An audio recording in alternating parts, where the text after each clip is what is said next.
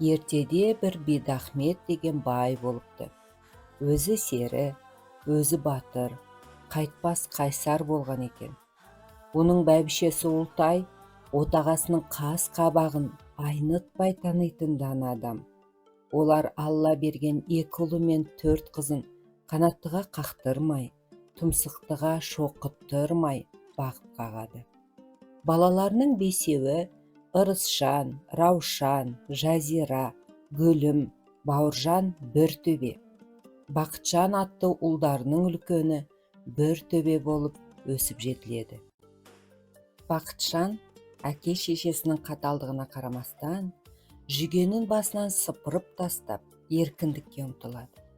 Жоқ, ол әкесінен қаймығатын, қадірлейтін, анасына деген махаббаты да шексіз еді.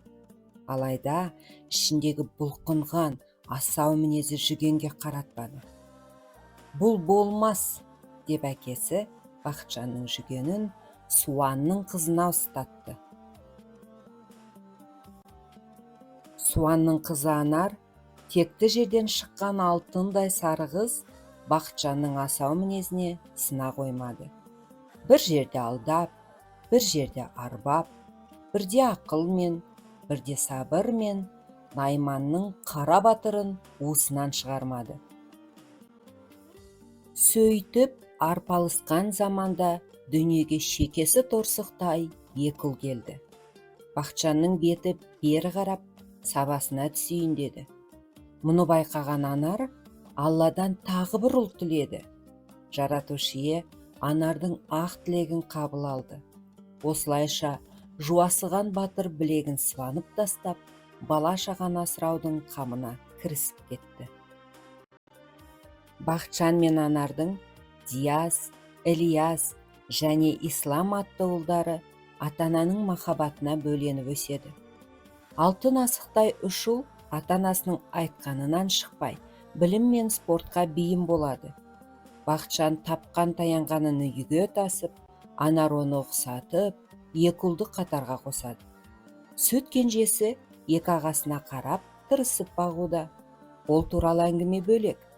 Қазіргі сөз болатын ол тұңғыштары Диас туралы. Ата-әжесінің тәрбиесін бойына сіңірген Диас білімге құштар болады. Мұқағалидың өлеңдерін жатқа оқып, талай жарыстарда үздік атанады. Күресте жамбасы жерге тимей, қарсыластарын қапсыра құшақтап, атып ұрып халықтың ықыласына бөленетін. Мектеп бітірісімен әжесінің ақ батасын алып оқуға аттанады. Алдымен Алланың, содан кейін әжесі мен ата-анасының қолдауымен Диас студенттік өмірінде сәтті өткізеді.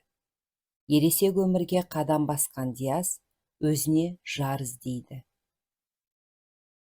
Бірде ол қасы көзі қиылған хас сұлуды көзі шалады. Диастың бойында асауаттың тектілігі бар емес пе? Бірден бұл ару менің жарым болады деп іштей түйіп қояды. Өзіне қадалған жанарды сезіп жалт қараған жас қыз Диастың көзқарасынан өзінің өмірлік жарын тани кетеді.